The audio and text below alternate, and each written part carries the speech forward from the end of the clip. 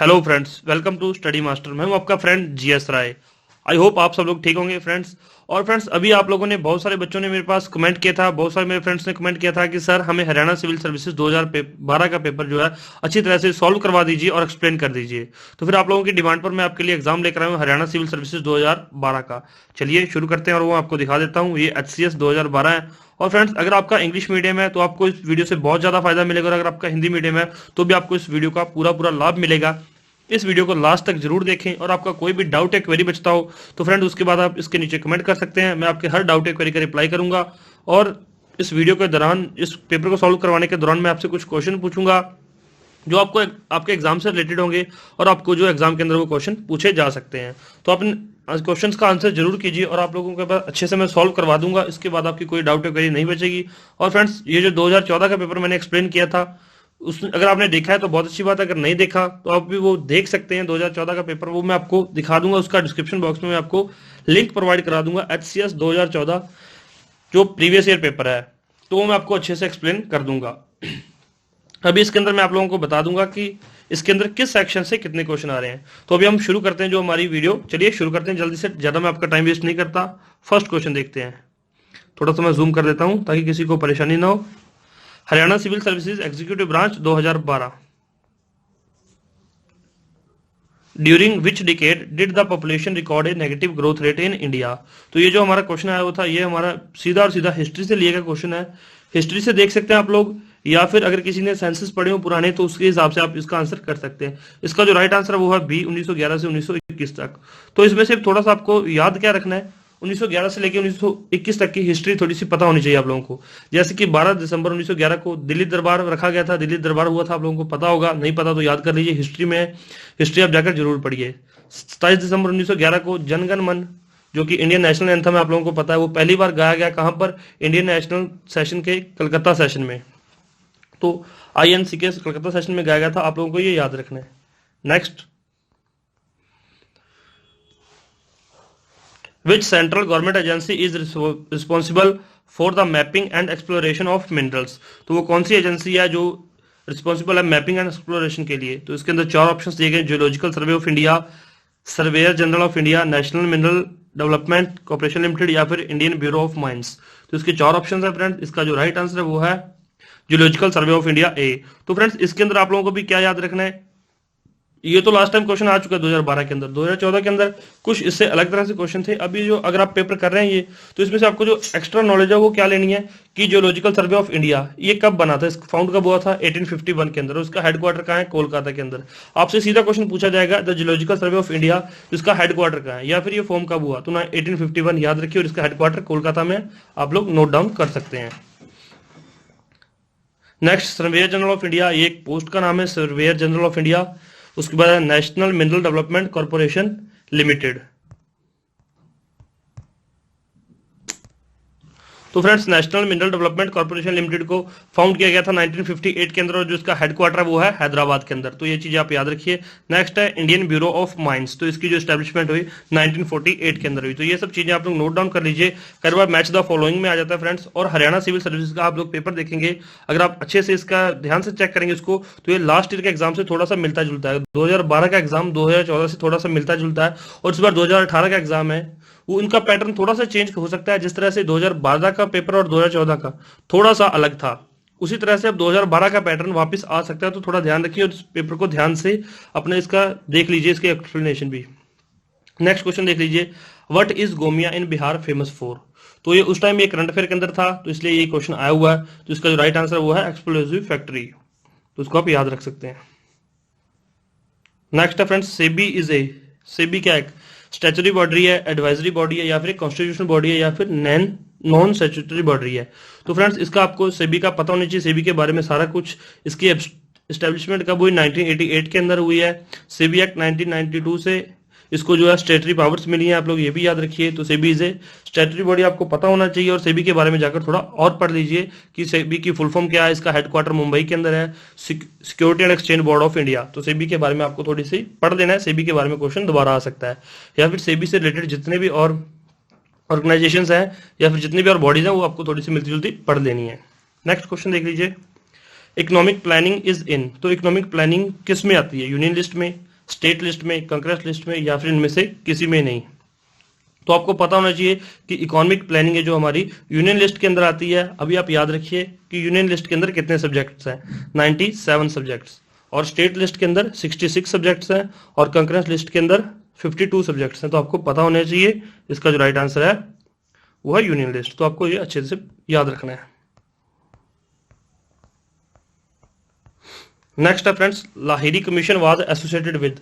तो लाहिरी कमीशन किस चीज से एसोसिएटेड है? तो फ्रेंड्स सबसे पहले ये जो लाहिरी कमीशन है ये अशोक लहिरी जी के नाम पे बनाया गया था, और ये जो हमारा है price structure of edible oils के लिए ये बनाया गया था। तो लहिरी कमीशन उस टाइम पे ये जो करंट अफेयर में था, न्यूज के अंदर था, इसलिए क्वेश्चन आ चुका है। तो अभी आप करंट अफेयर के साथ जुड़े रहिए। अगर आप करंट अफेयर नहीं कर पाते तो हमारा दैनिक जागरण का एनालिसिस देख लिया कीजिए, उसमें सारी चीजें, सारी खबरें सुबह सुबह आपको एक्सप्लेन कर दी जाती हैं।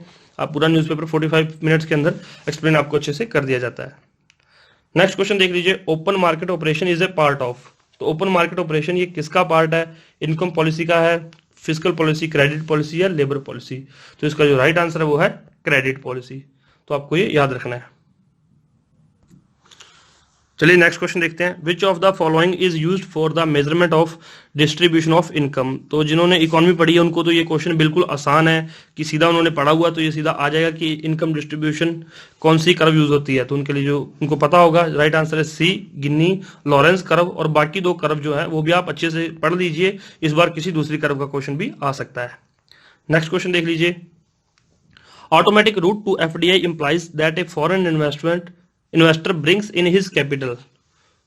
तो automatic route FDI implies that a foreign investor brings in his capital. तो कैसे आती है? एफडीआई आपको पता है फॉरेन डायरेक्ट इन्वेस्टमेंट। तो ऑप्शन देख लीजिए, without the approval of FIPB. अब आपको एफआईपीबी के बारे में पता होना चाहिए। एफआईपीबी लिखा हुआ है तो फॉरेन इन्वेस्टमेंट प्रमोशन बोर्ड। तो ये एक नेशनल एजेंसी है गवर्नमेंट ऑफ इंडिया की, आपको इसके बारे में पता होना चाहिए। और एफआईपीबी के बारे में जो क्वेश्चन 2016 के अंदर यूपीएससी के अंदर आया हुआ है, तो ये क्वेश्चन दोबारा से आ सकता है। एफआईपीबी जो है किस डिपार्टमेंट के अंदर आती है? डिपार्टमेंट ऑफ इकोनॉमिक अफेयर्स के अंदर आता है एफआईपीबी। और ये कौन सी मिनिस्ट्री के अंदर आता है? मिनिस्ट्री ऑफ फाइनेंस के अंदर। और एफआईपीबी को मई 2017 के अंदर एबॉलिश कर दिया गया था, उसको खत्म कर दिया गया है। तो याद रखिए, ऑप्शन देख लीजिए क्वेश्चन के, by informing the RBI with in 1 month of bringing in his investments. Next है by informing both the FIPB and RBI with in 1 month of bringing in his investment, या by prior permission of the RBI. तो friends 4 options है, English के अंदर है। थोड़ा सा आप इसको समझने की कोशिश कीजिए। जो हिंदी वाले हैं, इंग्लिश वालों को तो डायरेक्ट ये समझ आ गया होगा। इसके अंदर अब आरबीआई की बात की गई है, तो अब आपको आरबीआई के बारे में पता होना चाहिए। आरबीआई क्या है? रिजर्व बैंक ऑफ इंडिया है। ये बैंकर्स ऑफ द बैंक करता है, सभी बैंक्स का ये बैंक है। हेडक्वार्टर इसका कहाँ पे है? मुंबई के अंदर। अभी इसके जो प्रेजेंट गवर्नर है वो है शक्तिकांत दास, और ये स्टैब्लिशमेंट कब हुआ था? 1935 के अंदर। चलिए फ्रेंड्स, अब आपके लिए क्वेश्चन है, आरबीआई कौन से एक्ट के थ्रू बनाया गया था? उस एक्ट का नाम नीचे कमेंट बॉक्स में जरूर लिखिए। और जो इसका आंसर है फ्रेंड्स ये है बी। तो इसमें ओनली बी ठीक है, by informing the RBI with in 1 month of bringing in his investment. तो इसका राइट आंसर बी है, आप लोग याद रख सकते हैं।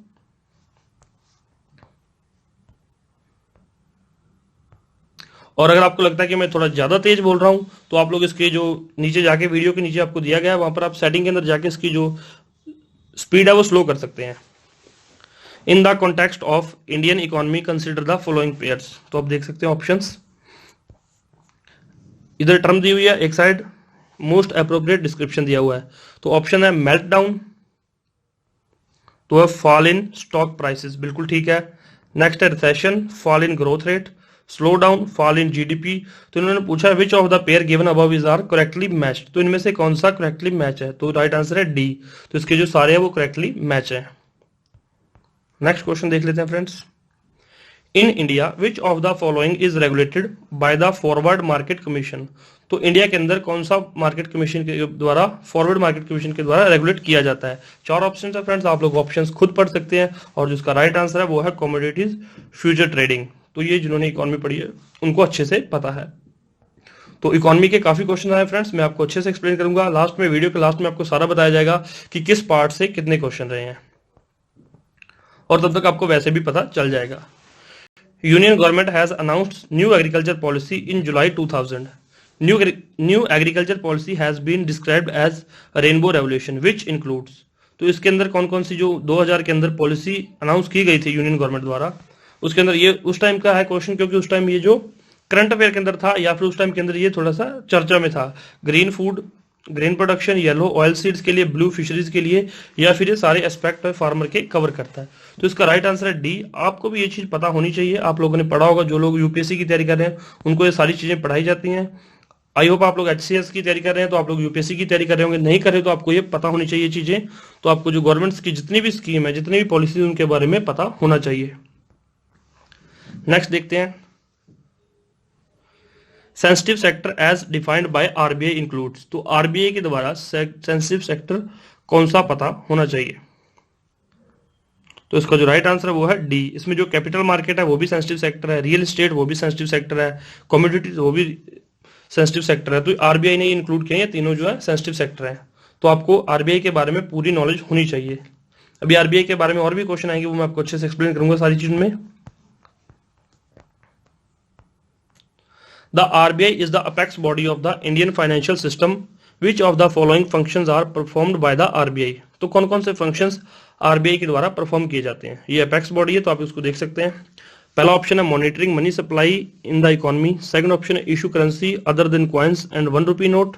थर्ड है फंक्शंस एज बैंकर्स बैंक।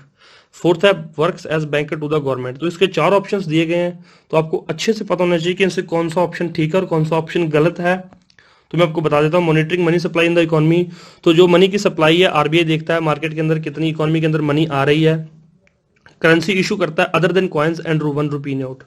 तो अब कॉइन्स और ₹1 नोट के अलावा सारी करेंसी जो आरबीआई इशू करता है। तो अब क्वेश्चन ये आता है कि ₹1 नोट और कॉइन्स ये कौन इशू करता है? तो जो ₹1 नोट है वो मिनिस्ट्री ऑफ फाइनेंस इशू करता है, और उस पर किसके साइन होते हैं? ये क्वेश्चन भी आया हुआ है, ₹1 नोट पे किसके साइन होते हैं? फाइनेंस सेक्रेटरी के। और अदर नोट्स पे, जो बाकी नोट्स होते हैं, उन पे किसके साइन होते हैं? आरबीआई गवर्नर के। तो ये आपको याद रखना है। और जो हमारे सिक्के हैं वो हमारे 5 मिनट्स है वहां पे बनाए जाते हैं, अलीपुर के अंदर, अलीपुर कोलकाता में है, मैच द फॉलोइंग में आ सकता है। नेक्स्ट है सैफाबाद, हैदराबाद के अंदर है वो। चिरलापल्ली वो भी हैदराबाद में है। नोएडा वो यूपी के अंदर है। और एक और टकसाला वो है मुंबई के अंदर। तो सभी मिनट्स के बारे में आपको पता होना चाहिए। आप लोग खुद ये थोड़ा सा नोट डाउन कर लीजिए, बाद में आप लोग सर्च कर सकते हैं। और नेक्स्ट है फंक्शन एज बैंकर्स बैंक। तो ये बैंक्स को लोन भी प्रोवाइड कराता है, बैंक्स को एक क्रेडिट भी देता है आरबीआई। आप लोगों को सब कुछ पता है इसके बारे में। Works as banker to the government, ये गवर्नमेंट का बैंकर भी है, गवर्नमेंट को जब भी पैसे की जरूरत है वो आरबीआई से उठा लेता है पैसे। तो इसमें जो क्या है, सारे आंसर बिल्कुल ठीक है, all of the above are correct. तो ये बहुत अच्छा और शानदार क्वेश्चन था, इनमें से आपके जो काफी टॉपिक आने वाले टाइम में भी कवर हो गए हैं। नेक्स्ट है 15 क्वेश्चन, आम आदमी बीमा योजना is an insurance scheme for rural landless house hold introduced by. तो ये जो स्कीम है आम आदमी बीमा योजना स्कीम है, तो इसके बारे में आपको जाके पहले पढ़ना है कि आम आदमी बीमा योजना स्कीम कब लॉन्च की गई, किसके द्वारा लॉन्च की गई, और इसके बारे में और भी काफी क्वेश्चन आपसे पूछे जा सकते हैं। और इसका जो राइट आंसर है वो है, अब किसने इंट्रोड्यूस की थी? लाइफ इंश्योरेंस कंपनी, इनको जो आम आदमी को बीमा प्रोवाइड करा देती है। तो आम आदमी बीमा योजना के बारे में आप पढ़ सकते हैं, और जितनी भी योजना स्कीम्स अभी लेटेस्ट चल रही हैं उनके बारे में क्वेश्चन आपसे पूछा जा सकता है। नेक्स्ट है, in India those farmers are called marginal farmer. तो मार्जिनल फार्मर किन्हें कहते हैं? उनके पास कितनी लैंड होनी चाहिए? तो 1 हेक्टेयर, 1 एकड़ तक उनके पास जगह होनी चाहिए, उनको मार्जिनल फार्मर्स बोलते हैं। तो इसका जो राइट आंसर है वो है A. Which one of the following is a measurement of central tendency. तो सेंट्रल टेंडेंसी की मेजरमेंट किससे की जाती है? उसको क्या बोलते हैं? Median, standard deviation, mean deviation या वेरिएंस। तो आप लोग देख सकते हैं कि हरियाणा सिविल सर्विसेज 2012 के अंदर उस टाइम पे भी काफी डिफिकल्टी लेवल काफी अच्छा था, और क्वेश्चन भी मतलब कुछ तो स्ट्रेट फॉरवर्ड, बिल्कुल मतलब स्ट्रेट क्वेश्चन पूछे गए थे, उनका आंसर देना आपके लिए बहुत आसान था। कुछ क्वेश्चंस काफी अच्छे हैं, वो मैं आपको दिखाऊंगा। साइंस भी बहुत डीप पूछी गई है, तो आप लोग पूरी वीडियो ध्यान से देखिए, आपको सारी चीजें समझ आ जाएंगी। और अभी जो एक्सपेक्टेड पेपर बताया जा रहा है, जो एक्सपेक्टेड पेपर हो सकता है आपका, वो 2018 का पेपर सेम एज 2012 जैसा हो सकता है, क्योंकि 2014 का जो पेपर था वो बच्चों ने अच्छे से रट लिया है कि 2014 का जो पैटर्न है वो बच्चों को उस हिसाब से सभी क्वेश्चन का आंसर भी आने लग गया है। 4 साल से पेपर नहीं हुआ, आप लोगों को पता ही है। 2018 सारा निकल गया, अभी 4 साल हो गए एग्जाम नहीं हुआ, तो 2019 के अंदर एग्जाम होगा। तो बच्चों ने क्या किया, 2014 वाला पैटर्न अच्छे से रट लिया है, लेकिन 2012 वाला पेपर बच्चे, जो 2012 वाला पैटर्न है वो बच्चे भूल चुके हैं। तो इस बार एग्जाम इस पैटर्न से आने के चांसेस हैं। बाकी देखते हैं क्या होता है, आपको पूरा क्वेश्चन पेपर में करवा दूंगा। Which one of the following is a not a measurement of location. तो लोकेशन की मेजरमेंट किससे नहीं हो सकती? मीडियन, मोड, रेंज या मीन। 4 ऑप्शन है आपके पास, इसका जो राइट आंसर वो है range. Combustion of a candle is called. तो ये हमारा जनरल साइंस से क्वेश्चन आया हुआ है कि जो कैंडल जब जलती है, कंब्यूशन ऑफ कैंडल, वो कौन सा रिएक्शन होता है? फिजिकल चेंज होता है, रिडक्शन रिएक्शन होता है, एंडोथर्मिक होता है या एक्सोथर्मिक होता है? तो फिजिकल चेंज इसके अंदर जो राइट आंसर वो है फिजिकल चेंज। और रिडक्शन रिएक्शन और ऑक्सीडेशन रिएक्शन आपको पता होने चाहिए। एंडोथर्मिक रिएक्शन में क्या होता है फ्रेंड्स, जब हम किसी रिएक्शन को हीट देते हैं, और एक्सोथर्मिक रिएक्शन जब किसी जो रिएक्शन होता है उसके बाद जो उसका प्रोडक्ट होता है उसमें हीट जनरेट होती है, उसको बोलते हैं एक्सोथर्मिक, और एक होता है एंडोथर्मिक। तो याद रखिए कंबशन ऑफ कैंडल क्या होता है, फिजिकल चेंज है। Next question, pure water is obtained from the sea water. तो प्योर वाटर कैसे ऑब्टेन करेंगे? फिल्ट्रेशन से, डिस्टिलेशन से, इवेपोरेशन से, या सभी तरीकों से। तो हम कहते हैं कि डिस्टिल्ड वाटर पीना चाहिए, बिस्लरी वाटर पीना चाहिए, वो डिस्टिल्ड वाटर होता है तो हम डिस्टिलेशन से करेंगे। तो ये जनरल साइंस का क्वेश्चन था, जनरल क्वेश्चन था। The method that can not be used for removing permanent hardness of water is. तो वो कौन सा मेथड है? चार ऑप्शंस दिए गए फ्रेंड्स, आप लोग देख सकते हैं, और जिसका राइट आंसर वो है बॉइलिंग। तो आपको पता होना चाहिए परमानेंट हार्डनिंग बॉइलिंग से दूर की जा सकती है। अब हैवी वाटर का नेक्स्ट क्वेश्चन है 22। हैवी वाटर क्या है? कंटेन्स मोर डिजोल्व एयर, कंटेन्स मोर डिजोल्व मिनरल्स। चार ऑप्शंस है फ्रेंड्स, आप लोगों को अच्छे से पता होना चाहिए हैवी वाटर क्या होता है, हैवी वाटर का फॉर्मूला क्या होता है, हार्ड वाटर का फॉर्मूला क्या होता है, आपको अच्छे से पता होनी चाहिए चीजें। तो इसमें क्या है, contains deuterium in the place of hydrogen. आप लोगों को पता है कि जो हाइड्रोजन है उसकी जो फॉर्मूला है H2O होता है, लेकिन जो हैवी वाटर होता है उसका फॉर्मूला D2O होता है। तो ये आप याद रखिए, इसको हार्ड वाटर बोलते हैं D2O को। तो ड्यूटोरियम क्या चीज है? ड्यूटोरियम ये जो लिखा हुआ है यहाँ पर ये ड्यूटेरियम लिखा हुआ है, तो ये हाइड्रोजन का एक आइसोटोप है। अब आप पूछोगे सर आइसोटोप क्या होता है, आइसोबार्स क्या होते हैं? तो फ्रेंड्स मैं आपके लिए साइंस के अलग लेक्चर्स ले लूंगा। अगर आपको साइंस पढ़नी है तो मुझे बता दीजिए नीचे कमेंट करके, सर हमारी साइंस वीक है या हमें साइंस की रिवीजन करनी है, तो फिर आपके साइंस की आपको अलग सीरीज में प्रोवाइड करवा दूंगा। Fixation of nitrogen implies. तो फिक्सेशन ऑफ नाइट्रोजन का मतलब क्या है? The liquefaction of nitrogen, the conversion of atmospheric nitrogen into useful compounds, the conversion of nitrogen into amines. तो इसके भी चार ऑप्शंस है फ्रेंड्स। इसका जो मतलब है the conversion of atmospheric nitrogen into useful compounds. तो इसको हम क्या है, जो नाइट्रोजन होती है हमारी एटमॉस्फेरिक, उसको हम यूजफुल कंपाउंड के अंदर यूज कर लेते हैं। नेक्स्ट क्वेश्चन देख लीजिए, सिंपल सा डायरेक्ट क्वेश्चन आया हुआ है। The pH value of solution obtained by, sorry friends, next 24th question, the pH value of the solution obtained by complete neutralization of hydrochloric and sodium hydroxide solution will be 7, 0, more than 7 या less than 7। तो pH value solution of hydrochloric acid और sodium की होती है exactly 7। तो ये काफी deep question आया हुआ है, ये अगर आपको याद आपने पढ़ा हुआ तो इसका आंसर कर पाएंगे, जनरल क्वेश्चन नहीं है ये। Coloured gas glasses for goggles contains. जो कलर्ड ग्लासेस होते हैं गॉगल्स के अंदर, उनके अंदर क्या चीज यूज होती है? Ferric oxide, ferrous oxide, lanthanide oxide, निकल या फेरिक ऑक्साइड। तो इसका जो राइट आंसर है फ्रेंड्स वो है फेरिक ऑक्साइड। अब फेरिक ऑक्साइड का आप लोगों को फॉर्मूला पता होना चाहिए कि फेरिक ऑक्साइड क्या होता है, क्योंकि कई बार मैच द फॉलोइंग में ऐसे क्वेश्चन आ जाते हैं। आपको फेरस ऑक्साइड का फॉर्म दिया होगा एक साइड ये चारों टर्म्स लिखी होंगी, ये जो भी लिखी हुई है, और दूसरी साइड चारों के फॉर्मूले लिखे होंगे। आपको कहेंगे मैच द फॉलोइंग, अगर आपने कोई एक भी मैच कर लिया तो आपका पूरा आंसर बन जाएगा। तो इसलिए फेरिक ऑक्साइड का फॉर्मूला याद रखिए Fe2O3। और फ्रेंड्स जो एग्जाम के अंदर क्वेश्चन आते हैं वो कई बार कहीं ना कहीं से रिलेट किए होते हैं, जैसे हरियाणा सिविल सर्विस के पिछले एग्जाम से रिलेट किए होते हैं, या फिर जो यूपीएससी का अभी हाल ही में एग्जाम हुआ है 2018 के अंदर, उससे रिलेटेड होते हैं। कहीं ना कहीं से क्वेश्चन रिलेट होते हैं, क्योंकि उनको भी पता है जो एग्जामिनर है कि बहुत ज्यादा वाइड जीके हो चुकी है, तो इतना बच्चे कैसे पढ़ पाएंगे। तो वो क्वेश्चन कहीं ना कहीं से निकाल कर ले आते हैं कि अभी यूपीएससी के अंदर ये क्वेश्चन आया है तो इस बारे में मैं थोड़ा पूछ लेता हूँ, या लास्ट टाइम ये पूछा गया तो इस बारे में ये पूछेंगे। तो इस तरह थोड़ा सा एग्जाम को एक्सपेक्ट कर लिया कीजिए। Next, which of the following statement is not true for soap. तो सोप के लिए कौन सी स्टेटमेंट सही नहीं है? चार स्टेटमेंट है। Soaps are biodegradable. नेक्स्ट है soaps can not be used in acidic medium. Next, soaps form a white curdy precipitate with hard water, और soaps are relatively stronger in their cleaning action than synthetic detergents। तो अभी आपको friends शायद पता हो या ना पता हो, तो इसमें आप क्या पढ़ सकते हैं कि डिटर्जेंट से सोप कभी स्ट्रॉन्ग हो ही नहीं सकता। तो बिल्कुल ठीक है, अभी डिटर्जेंट ज्यादा स्ट्रॉन्ग है, तो इसमें नॉट ट्रू कौन सी है? ये स्टेटमेंट है। तो आपको बाकी स्टेटमेंट सही लगेंगी, या ये याद कर लीजिए, आपको साइंस का क्वेश्चन पता होना चाहिए। Which one is a viral disease. अगर आपने पढ़ा हुआ तो आपको पता है, नहीं पढ़ा हुआ तो फिर आपका क्वेश्चन ये गलत हो जाएगा। इसका राइट आंसर है रेबीज। रेबेला virus cause. रेबेला वायरस से क्या हो सकता है, कौन सी बीमारी होती है रेबेला वायरस से? आपको पता होनी चाहिए, अभी आप याद कर लीजिए। तो होती है मीजल्स। नेक्स्ट क्वेश्चन है friends 29th, I am tired, I had rather slash out this evening if you don't mind. तो ये हमारा इंग्लिश का क्वेश्चन है, इसके अंदर आपको पता है नॉट गो आएगा, याद रखिए। Anthropologist are of the view that Haryana was known by his name because in.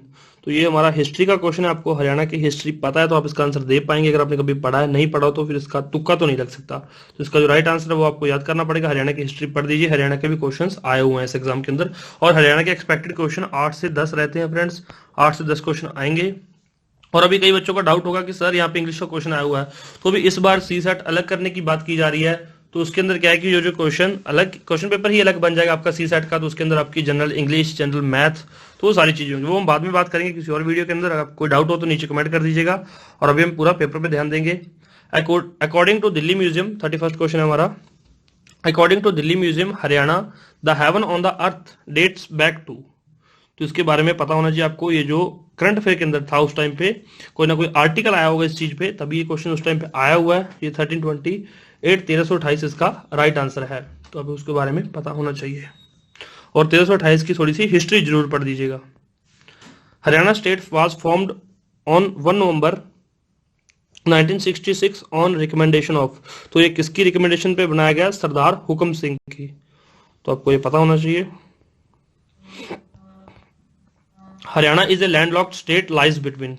तो भी हरियाणा को आपको पता होना चाहिए इनका जो लैटिट्यूड और लॉन्गिट्यूड क्या है हरियाणा का, तो प्लीज नीचे कमेंट कर दीजिए। ये ऑप्शंस दिए हुए हैं ए, बी और ये सी और डी, 4 ऑप्शंस हैं। आप अपना आंसर नीचे कमेंट करें, मैं आपको चाहता हूं कि आप लोग ये याद करें। Population density according to 2011 census is. तो ये क्वेश्चन फ्रेंड्स बहुत सारे बच्चों का गलत हो गया, और बच्चों के माइंड में ये डाउट था कि सर यहाँ पे पूछा हुआ है पॉपुलेशन डेंसिटी क्या है 2011 के हिसाब से, तो ये हरियाणा की पूछ रखी है या फिर इंडिया की पूछ रखी है। तो आप जिस स्टेट सिविल सर्विस के अंदर बैठे हैं आप उस स्टेट का मान के चलिए कि हरियाणा के बारे में पूछा गया है, या फिर अगर आपको इंडिया की और हरियाणा की दोनों याद है तो आपको फिर देख लीजिए भी कौन सा ऑप्शन नजदीक बैठ रहा, फिर वो ऑप्शन लगाइए। तो भी इन्होंने कुछ नहीं पूछा, तो आप हरियाणा का मान के चलिए कि हम इसके अंदर एचसीएस के अंदर बैठे हैं, एचसीएस के अंदर, तो ये हरियाणा का क्वेश्चन। अगर आप यूपीएससी के अंदर बैठे हैं तो फिर ये इंडिया के थ्रू क्वेश्चन है, फिर ये इंडिया का क्वेश्चन है। तो ये 573 पर स्क्वायर किलोमीटर, ये 2011 के हिसाब से ये हरियाणा की थी, और ये ऑप्शन में पड़ा भी है। और 382 स्क्वायर पर किलोमीटर ये इंडिया की है, तो ये तो ऑप्शन में है ही नहीं कहीं, तो 573 पड़ा, तो ये हरियाणा के बारे में क्वेश्चन था। नेक्स्ट है हरियाणा हैज। तो हरियाणा में कितने विलेज थे 2011 सेंसस के हिसाब से? आपको अगर किसी ने पढ़ा है तो याद होगा, नहीं पढ़ा तो फिर इसका आपको नहीं पता होगा। तो 6759 villages. How many divisions the state is divided for administrative purposes. तो उस टाइम पे इसका आंसर था वो था सी, क्योंकि उस टाइम 4 थी और अब क्यों कितनी है? अब 6 है। वो 6 कौन कौन सी है? अंबाला, फरीदाबाद, गुरुग्राम, हिसार, रोहतक और करनाल। ये आप याद कर लीजिए। विच of the district is not a part of the Gurugram division. तो गुरुग्राम डिवीजन का इसमें से कौन सा पार्ट नहीं है? फरीदाबाद, पलवल, हिसार और रेवाड़ी। तो भी आपको पता है कि हिसार तो एक अलग से डिवीजन, उस टाइम पे भी ये डिवीजन है कि हिसार अलग थी, अब तो फरीदाबाद भी अलग कर दी गई है। Haryana board of school education established in September 1969 and shifted in 1981 to. तो 1981 कहाँ पे शिफ्ट किया गया? भिवानी के अंदर। चलिए फ्रेंड्स, आपके लिए मैं क्वेश्चन पूछता हूँ आपसे कि ये एस्टैब्लिशमेंट इसकी कहाँ पर हुई? 1981 में तो इसको भिवानी के अंदर शिफ्ट किया गया, तो इसकी एस्टैब्लिशमेंट कहाँ हुई थी? सोनीपत के अंदर, चंडीगढ़ या रोहतक के अंदर? तो प्लीज नीचे कमेंट कीजिए। Haryana has adopted new sports policy. तो हरियाणा ने उस टाइम पे, उस टाइम का करंट अफेयर था, तो 21 अगस्त 2009 को उन्होंने की थी उस टाइम पे, और जो लेटेस्ट है वो 2015 को की गई है। तो आप लोग पूरी डेट से याद रख सकते हैं, पूरी डेट आप लोग चेक कर सकते हैं कि स्पोर्ट्स पॉलिसी 2015 की कब लागू की गई। Next question, KMP stands for. तो केएमपी का क्या पता? आप सब लोगों को पता है, आप इसका आंसर नीचे कमेंट बॉक्स में दीजिए। ये बहुत कॉमन क्वेश्चन है, ये तो ग्रुप डी के अंदर भी आया हुआ क्वेश्चन है। Next, Haryana industrial and investment policy 2011 become effective in. तो कब से इफेक्टिव की गई थी? तो ये 1/1/2011 है, लेकिन आप इसको खुद भी चेक कर सकते हैं कि ये कब से इफेक्टिव की गई, तो आप इसको देख सकते हैं। और ये क्वेश्चन अभी आपको क्या है, ये एडिटोरियल से या आर्टिकल्स से उठाए जाते हैं क्वेश्चन, जो करंट अफेयर के अंदर आर्टिकल्स लिखे जाते हैं उनमें ऐसी इन्फॉर्मेशन होती है। तो कुछ क्वेश्चन इस तरह से भी होते हैं जो बुक्स के अंदर डायरेक्ट नहीं दिए होते, जो डायरेक्ट न्यूज़पेपर से उठाए जाते हैं, तो ये वो क्वेश्चन है। Next, Haryana special economic zone act came into existence in, तो ये एग्जिस्टेंस में कब आया था हरियाणा स्पेशल इकोनॉमिक जोन? 2006, 2008, 2009 और नन ऑफ द अबव। चार ऑप्शंस है, इसको आपको पता होना चाहिए। अगर आपने कहीं पढ़ा है तो इसका आंसर आप दे सकते हैं, 2006 के अंदर आया था। नेक्स्ट क्वेश्चन देख लीजिए friends, literacy rate percentage in Haryana is, तो उस टाइम का लिटरेसी रेट क्या था आप लोग देख सकते हैं। 2011 के बाद सेंसस अभी तक नहीं हुई है, नेक्स्ट सेंसस 2021 में होगी, क्योंकि सेंसस 10 साल बाद होते हैं, तो अभी भी लिटरेसी रेट सेम ही है। आप लोग इसका आंसर नीचे कमेंट बॉक्स में दे दीजिए।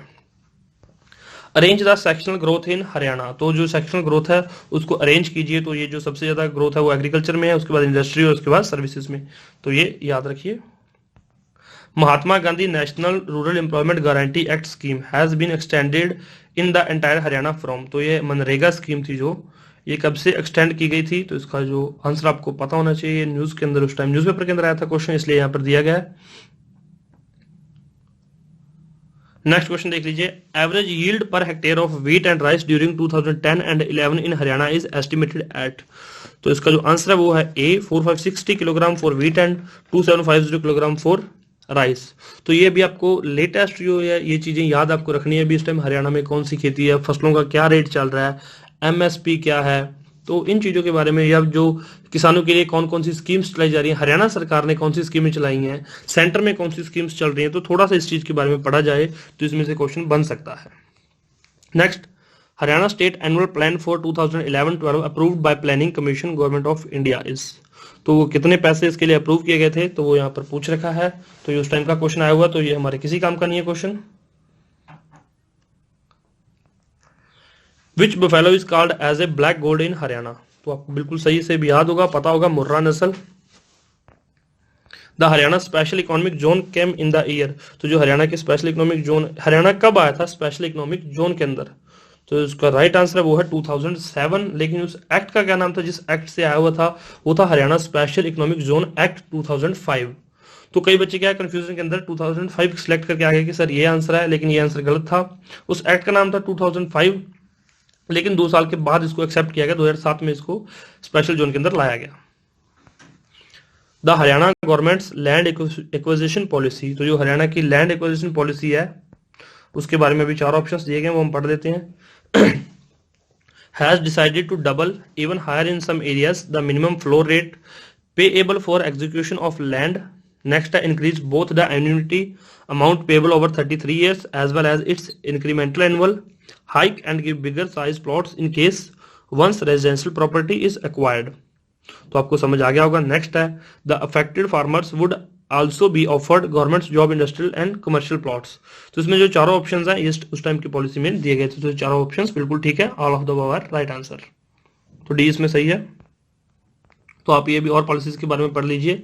नेक्स्ट है Barents sea is in the Arctic ocean has been controversial over the maritime boundary for 40 years between which of the following 2 countries, तो आपको ये पता होना चाहिए कि ये सी कहां पर है, ये जियोग्राफी का क्वेश्चन है या मैप से लिया गया क्वेश्चन है, तो वह रशिया एंड नॉर्वे के बीच, और ये उस टाइम का करंट अफेयर का क्वेश्चन था। नेक्स्ट है Navanethem Pillay is South African national of Indian origin was the first non white women of the high court of South Africa, what is her current profession, तो ये उस टाइम का ये भी करंट अफेयर का क्वेश्चन आया हुआ जो न्यूज़पेपर के अंदर आया हुआ है, तो ये इंटरनेशनल अफेयर से लिया गया करंट अफेयर का, तो वो थी United nation high commissioner for human rights. 53rd question देख लीजिए, कंसिडर द फॉलोइंग स्टेटमेंट, तो अभी कुछ स्टेटमेंट्स दी हुई हैं।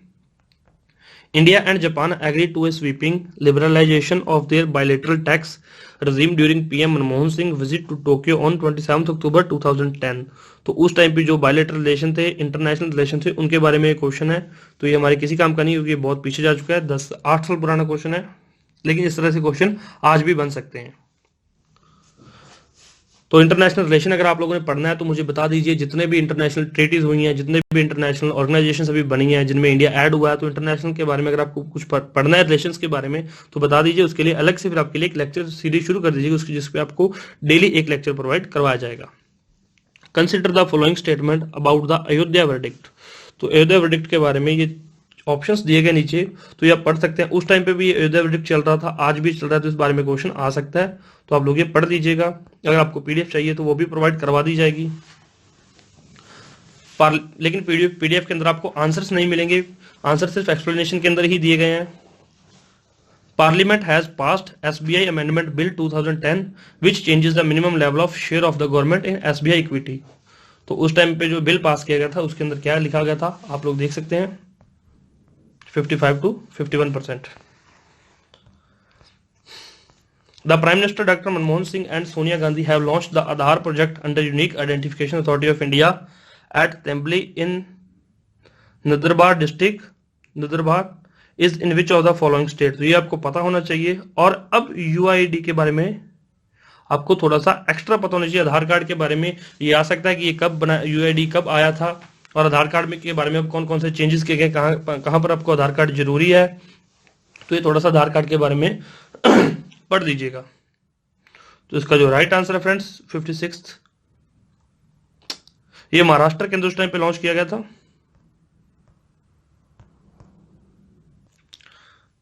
नेक्स्ट देखते हैं फ्रेंड्स इसके अंदर. Recently UNO celebrated its 65th anniversary on date. तो यूएनओ ने इसकी 56th एनिवर्सरी, ये वहां उस टाइम पे करंट अफेयर था. तो इस टाइम पे जो जो नए एनिवर्सरी आई जिन जिन की वो आप देख सकते हैं, या जो जो मीटिंग्स हुई अभी रिसेंटली, तो वो आपको पता होना चाहिए 2018 के अंदर कौन कौन सी मीटिंग्स इंटरनेशनल ऑर्गेनाइजेशन की कौन सी मीटिंग और कहां पर हेल्ड की गई और कितने नंबर की मीटिंग है, 65th है, 43rd है, 22nd है. ये चीजें थोड़ी सी पता होनी चाहिए, इस तरह क्वेश्चंस बन जाते हैं. नेक्स्ट देख लीजिए. The government has recently announced a rupees 1052 crore incentive package for critical export sector including. तो वो कौन कौन से सेक्टर हैं? Textile, handicraft, leather. तो ये चार ऑप्शंस हैं. तो इसके अंदर D 1 2 3, तो इसका राइट आंसर वो D. तीनों ये चीज उस टाइम पे ये दी गई थी. Who will be heading the National Innovation Council which will give shape to the government's decision to observe the current decades 2000 to 2020 as the decade of the innovation. तो फ्रेंड्स ये क्वेश्चन आने के chances हैं, या इससे related question कौन सा आ सकता है वो मैं भी आपको बता देता हूं.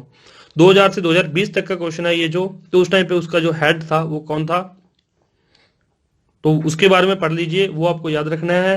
तो उस टाइम पे जो था साम पित्रोदा डी. और अभी इन्होंने क्या किया है, ये जो नेशनल इनोवेशन काउंसिल है, इन्होंने एक और काउंसिल बनाई है. वो कौन सी काउंसिल है? Vadodara innovation council. और वडोदरा इनोवेशन काउंसिल कब बनी है ये क्वेश्चन आ सकता है. ये 2011 के अंदर बनाई गई है. तो ये क्वेश्चन काफी इंपॉर्टेंट हो जाता है, ये याद रखिए. Who among the following has been honored the United Nations Millennium Development Goals Award for 2010 for their work in using innovative approaches for poverty and hunger alleviation? तो BRIC, WHO, IBSA, G20. तो इन चारों चीजों के बारे में आप पढ़ लीजिए. ब्रिक्स आपको पता है ब्राजील, रशिया, इंडिया, चाइना, और उसके बाद अब ब्रिक्स हो गया. तो साउथ अफ्रीका 2010 के अंदर साउथ अफ्रीका ने भी इसको ज्वाइन कर लिया था. और ब्रिक्स की फाउंडेशन कब हुई थी? ये 2006 के अंदर फाउंड किया गया था. नेक्स्ट है फ्रेंड्स WHO. इसके बारे में आपको पता होना चाहिए. वर्ल्ड हेल्थ ऑर्गेनाइजेशन, ये 1948 1948 के अंदर स्टैब्लिश किया गया था. और इसका जो हेडक्वार्टर है वो जिनेवा स्विट्जरलैंड में है. तो कई बार ये सिंपल सा क्वेश्चन आ जाता है कि वर्ल्ड हेल्थ ऑर्गेनाइजेशन का हेडक्वार्टर कहाँ है. तो कई बच्चों को वो भी भूल जाता है, या फिर याद नहीं रहता टाइम पे, या फिर मैच द फॉलोइंग में आया तो मैच नहीं कर पाते. तो WHO स्विट्जरलैंड. नेक्स्ट है IBSA. आपको IBSA के बारे में जाके थोड़ा सा पढ़ना है. IBSA की फुल फॉर्म क्या है? India, Brazil and south Africa. तो थोड़ा सा पढ़ लीजिए. नेक्स्ट है G20. ये फाउंड कब किया गया था? 1999 में. और इसका जो है इसकी मीटिंग अभी कहाँ हुई? हाल ही में इसकी मीटिंग कहाँ हुई थी? अर्जेंटीना में. तो G20 की मीटिंग हुई थी, जरूर याद रखिए. और इंडिया G20 का पार्ट है या नहीं है प्लीज नीचे जरूर कमेंट कीजिए. Next question. Harappan people had a commonly burial system which is proved bye. तो ये हमारा हिस्ट्री का क्वेश्चन है, जिसको हिस्ट्री पढ़े हुए दोनों ऑप्शन हिस्ट्री में से लिए गए हैं. तो इसका राइट आंसर वो है C. आप लोग ऑप्शन खुद पढ़ लीजिए, मैं यहाँ पे वीडियो रोक देता हूँ. तो आप लोग खुद ऑप्शंस पढ़ सकते हैं. इसका जो राइट आंसर है वो C, A एंड B दोनों है. तो आप लोग पढ़ सकते हैं दोनों ऑप्शंस. तो ये डायरेक्ट क्वेश्चन आया हुआ हिस्ट्री से. अभी देख लीजिए, बहुत सारे टीचर्स भी ये बोलते हैं और बहुत सारे स्टूडेंट्स भी ये मानते हैं कि हरियाणा के अंदर एंशियंट हिस्ट्री का तो कुछ लेना देना ही नहीं है. तो ये एंशियंट, मेडिवल और मॉडर्न हिस्ट्री में यहाँ पर इस जो पेपर के अंदर 20 क्वेश्चन आए हुए हैं. 20 से भी ज्यादा हो सकते हैं, आप लोग काउंट कर लीजिएगा. तो एंशियंट, मॉडर्न और मेडिवल हिस्ट्री से 20 क्वेश्चन आए हुए हैं फ्रेंड्स. और जो मॉडर्न से 4 से 5 क्वेश्चन ही मॉडर्न हिस्ट्री के. तो बाकी आप लोग देख सकते हैं. In Vedic period the people called Panis were. तो पेनिस क्या कहते थे? Cattle breeder. In the Vedic age में polygamy was known, child marriage became prominent, widow could remarry. तो बिल्कुल ठीक है. इसका जो राइट आंसर वो है C. विडो दोबारा से मैरिज कर सकती थी. Bringing the correct statement regarding the first Buddhist council. तो डायरेक्ट ऑप्शंस दिए गए चार, आप लोग पढ़ सकते हैं, जो आपको इनमें से जिन्होंने पढ़ा उनको क्वेश्चन बिल्कुल ठीक हो जाएगा। Ananda and Upali let down the Sutta Pitaka and win पटाखा रिस्पेक्टिवली, बिल्कुल सही है ये option. It's preceding work conducted in Sanskrit, नहीं वो संस्कृत के अंदर नहीं की गई थी। चलिए बताइए यहाँ पे संस्कृत का क्या आएगा। It was held during the life time of Buddha, बिल्कुल गलत। Its main purpose was to maintain the purity of Buddha's teaching, बिल्कुल ठीक है, जो बुद्धा की लाइफ टाइम के बाद की टीचिंग्स थी। तो आप लोग इनका आंसर जो है संस्कृत का क्या आएगा वो प्लीज नीचे जरूर कमेंट कीजिए। तो इसका जो राइट आंसर 1 और 4 है वो है ए ऑप्शन हमारा। चलिए next, the second book of Jains are called. तो सेकेंड बुक्स को क्या बोलते हैं जेन्स की बुक को, तो बिल्कुल सिंपल सा क्वेश्चन है, उनको बोलते हैं A Agam Siddhanta. Who founded the Lingayat movement, तो लिंग्यात मूवमेंट किसने फाउंड की थी, चार ऑप्शंस हैं, तो उनका राइट आंसर है Basava. Who was abwab, sorry what was abwab, तो अबवाब क्या है, टोल टैक्स है, अलग अलग तरह के टैक्स है, तो इसका राइट आंसर है miscellaneous kind of taxes like the house tax, grazing tax, irrigation tax etcetera. तो इसका जो राइट आंसर वो है डी। तो सीधी सी एक टर्म दी गई है, the term used for measurement of land in the Delhi सल्तनत पीरियड वाज। तो दिल्ली सल्तनत पीरियड में जो लैंड के लिए कौन सी टर्म यूज की गई है, तो वो है मसाहत। बिल्कुल अच्छे से आप लोग याद रखिए, सिंपल से क्वेश्चन आए हुए हैं लेकिन हिस्ट्री से काफी क्वेश्चन आए हुए हैं। द अर्लियर वैष्णवा भक्ति सेंट फ्रॉम द साउथ, तो साउथ से इनमें से कौन से भक्ति सेंस है, वो है अलवराज, जिसको अलवर्स भी बोलते हैं। Identify the Vijayanagara coin which were in the circulation and were the most widely recognised currency all over. तो वो कौन से थे, जो दिनार, हुना, पनमा या पगोडा। तो इसका राइट आंसर है D pagodas. Akbar did not construct, तो इनमें से अकबर ने कौन सा नहीं बनवाया, तो वो तो मैं भी आपको बता देता हूँ कि अकबर ने कौन सा नहीं बनवाया, आपको भी पता होगा। लेकिन अभी नेक्स्ट क्वेश्चन जो आएगा वो मैं आपको बता देता हूँ कि ये आने के काफी चांसेस हैं। सेम क्वेश्चन आएगा, पुराना किला ये कब बनाया गया, आगरा फोर्ट ये कब बना, इलाहाबाद फोर्ट ये कब बना, और लाहौर फोर्ट कब बना। चारों ऑप्शंस ये एज इट इज ऐसे ABCD के अंदर दिए होंगे, लेकिन इधर इनके जो डेट्स लिखी होंगी आपको मैच द फॉलोइंग में पता करना है कि कौन सी चीज कब बनाई गई है। तो इसलिए आप ये थोड़ा सा याद कर लीजिए, और अकबर ने इनमें से पुराना किला नहीं बनवाया था। ठीक है फ्रेंड्स, ये जरूर याद कीजिए, नीचे कमेंट में जरूर लिखिए, ताकि जो बच्चे नहीं इधर उधर से देख सकते या जिनको नहीं पता वो आपका जो कमेंट देख के याद रख सके। Next, the main programme of the red shirt Khudai Khidmatgar of the servants of God organised by Khan Abdul Gaffar Khan. तो खान अब्दुल गफार खान को और किस नाम से जानते थे, फ्रंटियर गांधी। याद रखिए, सीधा ही क्वेश्चन आएगा, फ्रंटियर गांधी के नाम से किसको जानते थे, खान अब्दुल गफार खान को। चलिए, साउथ का गांधी किसे कहते थे वो नीचे कमेंट जरूर कीजिए। In support of civil disobedient movement was, तो इसमें भी चार ऑप्शंस दिए गए हैं, आप उनको ध्यान से पढ़ लीजिए, और इनको पढ़ने के बाद आपको डायरेक्ट एक आंसर मिल जाएगा। चलिए मैं पढ़ देता हूं आपके लिए। To proceed on the lines of terrorist and revolutionary activities, बिल्कुल गलत है।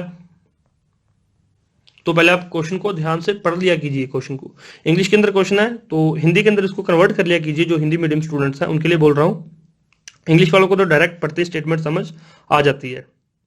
Next, to propagate the Congress programme, बिल्कुल गलत। To resist the military operations of the government in north western frontier portions, ये राइट आंसर है। टू सेटअप पैरामिलिट्री ऑर्गेनाइजेशन, नहीं। तो हमारा जो राइट आंसर है वो है सी, याद रखिए। तो आपको अगर हिस्ट्री पढ़ी हुई तो इसका आंसर आपको बिल्कुल डायरेक्ट दिए हुए, चारों स्टेटमेंट्स डायरेक्ट आई हुई हैं। The result of Poona pact was the number of seats reserved for the depressed classes out of general electorate seats were abolished, increased, retain in the same level या फिर डिक्रीज। तो बड़ी थी घटी थी आपको पता होना चाहिए, तो उस टाइम पे इंक्रीज की गई थी पूना पैक्ट के बाद, तो बड़ी थी। B is the right answer. Cripps proposal were, तो चलिए फ्रेंड्स बताइए पूना पैक्ट कब हुआ था, नीचे इसकी डेट्स जरूर कमेंट कीजिए। Cripps proposal were rejected because, Cripps proposal को रिजेक्ट कर दिया गया था, क्यों। तो डायरेक्ट जिसने क्रिप्स प्रपोजल पढ़ा है उसको बिल्कुल अच्छे से पता होगा। चलिए चार ऑप्शंस हैं, पढ़ लेते हैं।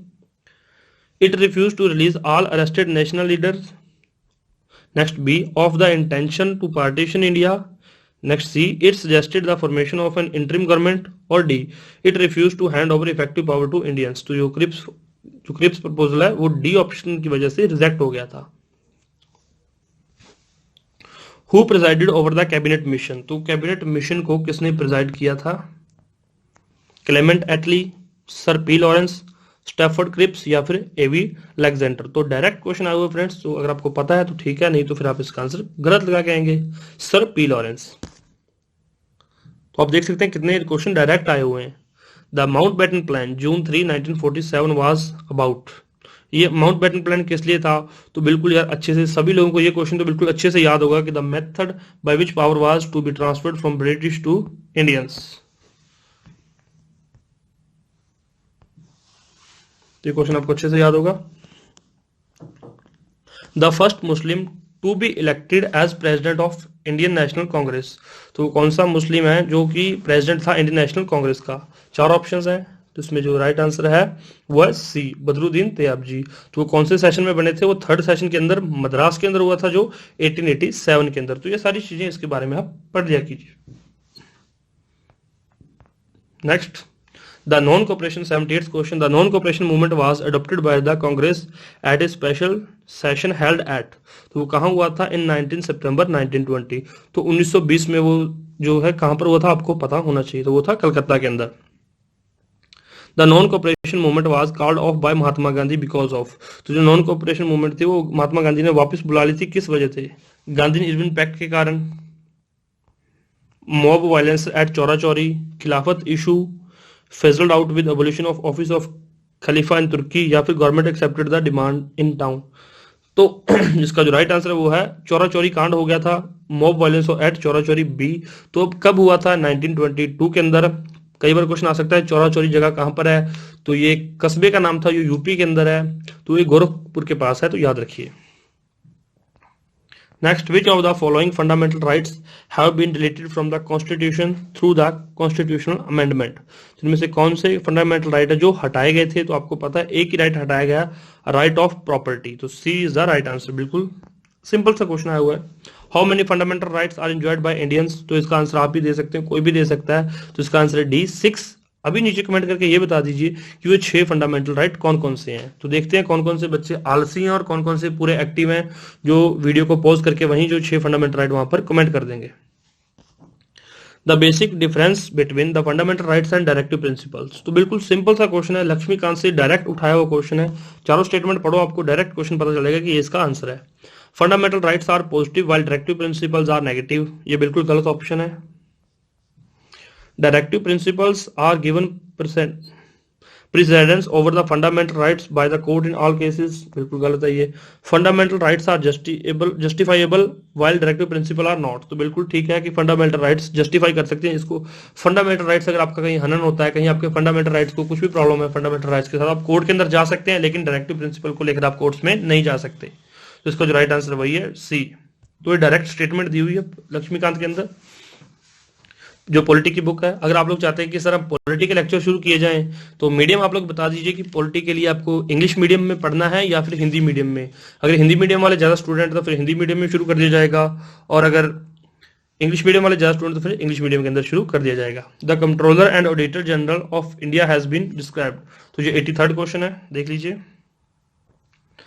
The controller and auditor general of India has been described as the friend, philosopher and guide of.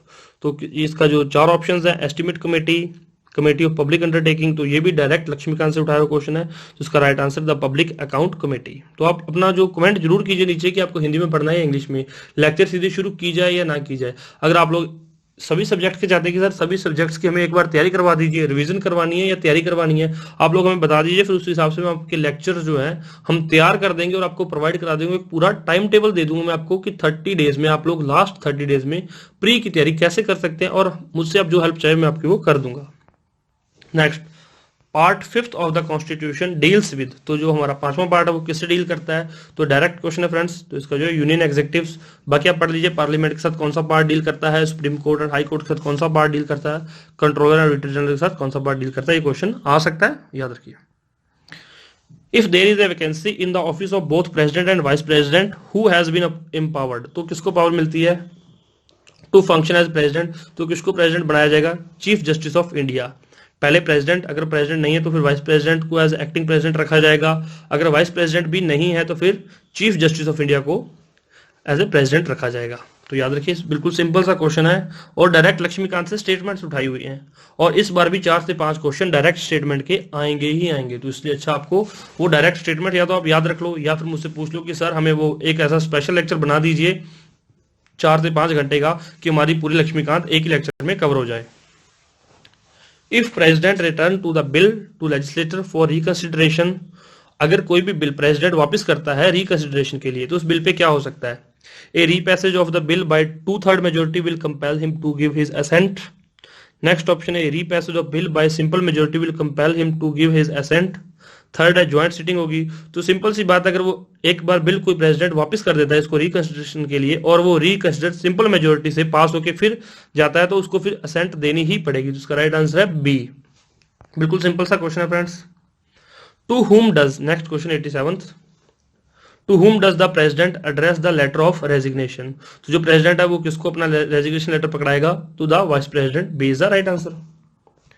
Next, two houses of the parliament enjoy को equal power in all sphere except. तो कोई दो ऐसे हैं जहां पर कौन से वो दो स्फीयर हैं जहां पर जो इनके पास को इक्वल पावर है पार्लियामेंट की? Financial matter, responsibility of the council of minister, amendment procedure या फिर इलेक्शन ऑफ द प्रेसिडेंट। तो ऐसे कौन से दो मैटर है? अगर आप लोगों ने लक्ष्मीकांत पढ़ी है तो डायरेक्ट आपको पता है कि फाइनेंशियल मैटर में और जो है responsibility of council of minister में जो पावर्स बराबर है उसके बाद ये पावर्स इनकी डिफरेंशिएट हो जाती हैं अमेंडमेंट प्रोसीजर में और इलेक्शन ऑफ प्रेसिडेंट में।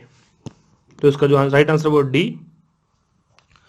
चलिए फ्रेंड्स, अगर आप लोग फर्स्ट टाइम आए हमारे चैनल पर तो आप इसको सब्सक्राइब कर लीजिए और बेल आइकन जरूर दबा लीजिए ताकि आप पूरी जो यूपीएससी की तैयारी कर रहे हैं या फिर किसी भी स्टेट सिविल सर्विसेज एग्जाम की तैयारी कर रहे हैं तो आपको जो किसी भी तरह की कोई परेशानी ना हो, आपको सारी अपडेट्स मिलती रहेंगी। आपको न्यूज, करंट अफेयर सभी चीजें यहीं पर एक ही चैनल के अंदर प्रोवाइड कराई जाएंगी। Impeachment proceedings against the president of India can be initiated.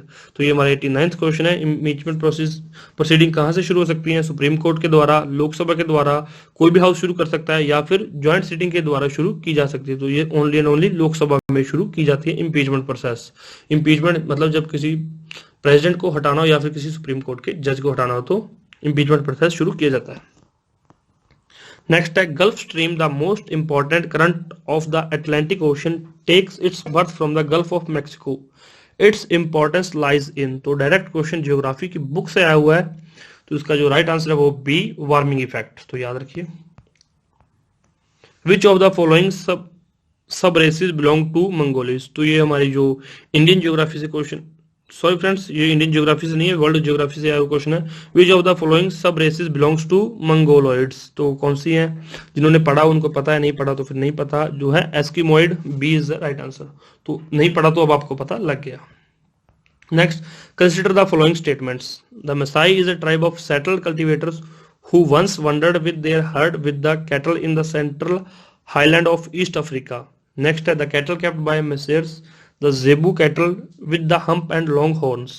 तो आपको ये जो वर्ल्ड ज्योग्राफी के बारे में पता होना चाहिए, वर्ल्ड ज्योग्राफी से क्वेश्चन है तो इसमें जो दोनों स्टेटमेंट है बिल्कुल ठीक है, पढ़ लीजिए, दोबारा से समझ लीजिए इन स्टेटमेंट्स को। इसका राइट आंसर है सी, 92nd का। नेक्स्ट क्वेश्चन है which of the following are not the pastoral nomads. तो देख लीजिए चार ऑप्शंस, इसका जो राइट आंसर है फ्रेंड्स वो है A, pygmies. The world most commercial fishing grounds are located in. तो जो वर्ल्ड का मोस्ट कमर्शियल ग्राउंड है, फिशिंग ग्राउंड, वो कहां पर लोकेट किया गया है?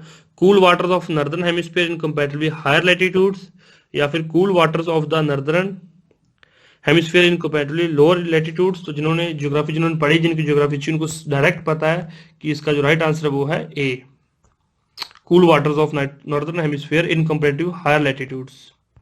तो ये बेस्ट फिशिंग ग्राउंड है। 95th क्वेश्चन है which of the following used to be considered a buffer state. तो बफर स्टेट इनमें से किसको यूज किया गया है? तो वो है बेल्जियम को, याद रखिए buffer state Belgium, the Australian. और फ्रेंड्स चलिए, गोल्ड कोस्ट के नाम से कौन सा जो है देश, कौन सा कंट्री गोल्ड कोस्ट के नाम से जाना जाता है वो नीचे कमेंट बॉक्स में मुझे बताइए। The Australian transcontinental railway joins. तो जो ऑस्ट्रेलियन ट्रांसकॉन्टिनेंटल वो किस किस चीज को ज्वाइन करती है, कौन सी दो जगहों को ज्वाइन करती है, आपको पता होना चाहिए। वो है सिडनी टू पर्थ, उसका है सी। नेक्स्ट है when did the EEC European economic community change into European union. चार ऑप्शंस 92, 95, 96 एंड 91। तो इसका जो राइट आंसर है फ्रेंड्स वो है 1993 बट अब ऑप्शन में और कुछ नहीं है तो 95 आप लगा नहीं सकते, 99 नहीं लगा सकते, 96 नहीं लगा, तो 92 आप लगा सकते हैं। और कई जगह पे 92 दिया हुआ और कई जगह पे 93 दिया हुआ, तो एग्जैक्ट तो 93 है अगर आप ऑफिशियल साइट पर जाके देखेंगे यूरोपियन इकोनॉमिक कम्युनिटी की। और देख सकते हैं आप लोग, ये थोड़ा कंफ्यूजिंग है, अगर आप ऑप्शन लगाएंगे तो वो 92 है लेकिन 1993 है जब यूरोपियन यूनियन को बनाया गया। चलिए ये थोड़ा कंट्रोवर्शियल क्वेश्चन है तो आप लोग देख लीजिए जो आपको सही लगे। Next, the territorial water of India extend up to, तो टेरिटोरियल वाटर आपको पता है कि 12 नॉटिकल माइल्स तक होता है, तो इसका बी है right answer. Next, which of the following river lies in the rift valley, तो रिफ्ट वैली में कौन सी रिवर लाई करती है, तो सिर्फ एक ही रिवर है जो रिफ्ट वैली में लाई करती है, वो है तप्ती। नेक्स्ट लास्ट क्वेश्चन है, khadar soils are found in, तो ये piedmont plains, flood plains, overflow plateaus या ओवर स्टीप स्लोप्स, तो इसका जो राइट आंसर वो है फ्लड प्लेन्स। तो याद रखिए कि जो हमारे खादर सॉइल्स है वो फ्लडेड प्लेन्स पे मिलती हैं, फ्लड प्लेन्स में मिलती हैं। और फ्रेंड्स ये हमारे जो 100 क्वेश्चन है कंप्लीट हो चुके हैं। 2012 के अंदर 100 क्वेश्चन आए थे। 2014 का पेपर अगर अभी तक आप लोगों ने नहीं देखा तो आप लोग वो भी देख सकते हैं, वो उसका लिंक मैं आपको डिस्क्रिप्शन बॉक्स में प्रोवाइड करा देता हूँ। पेपर कैसा लगा, वीडियो कैसी लगी, मुझे प्लीज जरूर बताइए। और इसके अंदर फ्रेंड्स जो 7 क्वेश्चन है वो इकोनॉमी से लिए गए हैं, 7 क्वेश्चन पॉलिटी में से 15 क्वेश्चंस आए हुए हैं, आप लोग देख सकते हैं। और 20 क्वेश्चन जो हिस्ट्री से आए हुए हैं। ज्योग्राफी के इसमें 5 से 6 क्वेश्चन है और बाकी क्वेश्चन जो करंट अफेयर है, और 7 से 8 क्वेश्चन इसके अंदर हरियाणा जीके के दिए हुए हैं। और फ्रेंड्स करंट अफेयर इसके अंदर काफी क्वेश्चन है, लेकिन इसके अंदर एनवायरमेंट का एक भी क्वेश्चन नहीं आया हुआ। तो इस बार देख लीजिए एनवायरमेंट का क्वेश्चन आ सकता है, वर्ल्ड ज्योग्राफी के क्वेश्चन इसके अंदर आए हुए हैं। और कोई भी डाउट हो, कोई भी क्वेरी तो प्लीज नीचे कमेंट कर दीजिए। वीडियो पसंद है इसको लाइक कीजिए और अपने किसी 1 या 2 दोस्तों को जरूर शेयर कीजिए, क्योंकि शेयर करने से, हेल्प करने से, जब एक कैंडल से दूसरी कैंडल्स को जलाते हैं तो पहली कैंडल का कोई नुकसान नहीं होता। उसी तरह से शेयर करोगे तो किसी दूसरे की हेल्प हो जाएगी, आपका कोई नुकसान नहीं होगा। अभी फ्रेंड्स अगर आप लोग चाहते हैं कि 30 डेज प्लान बनाया जाए तो मुझे बता दीजिए, 30 डेज प्लान भी आपके लिए लेकर आ जाऊंगा। 30 डेज प्लान में मैं आपको जैसे चाहते हैं कि सर हमें लेक्चर्स प्रोवाइड कराइए तो आपको लेक्चर्स भी प्रोवाइड कराए जाएंगे, आप मुझे बता दीजिए। चलिए friends, thank you so much. Doubt करिए, रिप्लाई करना, और वीडियो कैसी लगी प्लीज कमेंट करके मुझे एक बार जरूर बता देना। Thank you so much friends, take care, bye bye, God bless you all.